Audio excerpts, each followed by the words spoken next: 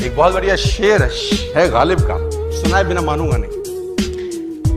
कहता ताउम्र गालिब ये भूल करता रहा, ताउम्र गालिब ये भूल करता रहा, धूल चेहरे पे थी और आईना साफ करता रहा।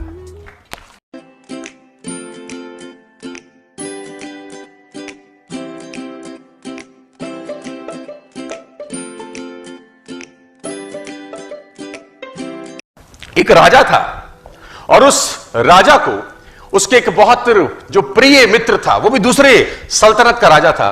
तो दो राजा आपस में दोस्त थे। तो दूसरे राजा ने पहले अपने मित्र को तोहफे में कुछ दिया और वो तोहफा उसकी जिंदगी का सबसे महत्वपूर्ण तोहफा था, सबसे प्यारा तोहफा था। और उसने उसको तोहफे में 2 बाज दिए और वो बाज बड़ी अच्छे नस्ल के थे। तो राजा को उस तोहफे को मिलकर राजा को बड़ी प्रसन्नता हुई और उसने उसको धन्यवाद दिया कि वेरी गुड यार। और बाज अभी छोटे थे लेकिन उनकी नस्ल बहुत शानदार थी।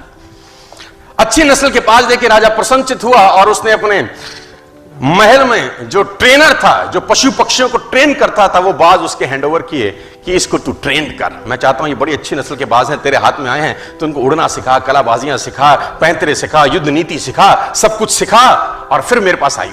तो उस ट्रेनर ने 2-3 महीने उस बाजों पे काम किया और बहुत जबरदस्त तरीके से काम किया। और 3 महीने के बाद उसने राजा को रिपोर्ट किया बड़ी अजीब बात।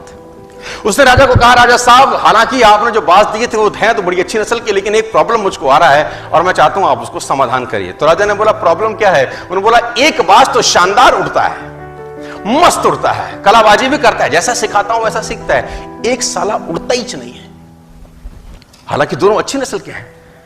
तो राजा ने बोला प्रयास करो। उसने बोला सर मैंने सारे प्रयास करके देख लिए, मुझको समझ ही नहीं आ रहा कि तकलीफ क्या है। तो राजा ने बोला किसी और को हायर करो, अपने शहर में, अपने एरिया में, अपनी सल्तनत में कोई ऐसा आदमी ढूंढो जो पक्षी प्रेमी हो, ऐसा आदमी ढूंढो जो नेचर लविंग हो, जो बाज से बात कर सके, उससे पूछे समस्या क्या है, दूसरा भी तो तेरी भांति दनादन उड़ रहा है, तेरे को क्या तकलीफ है? तो उसने बोला राजा जी प्रयास करता हूं।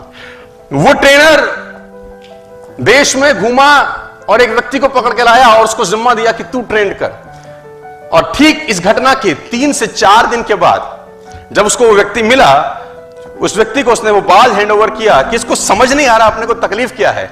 उसने बोला इसको तो मैं उड़ा दूंगा। सिंपल सा ग्रामीण सा आदमी, किसान सा आदमी।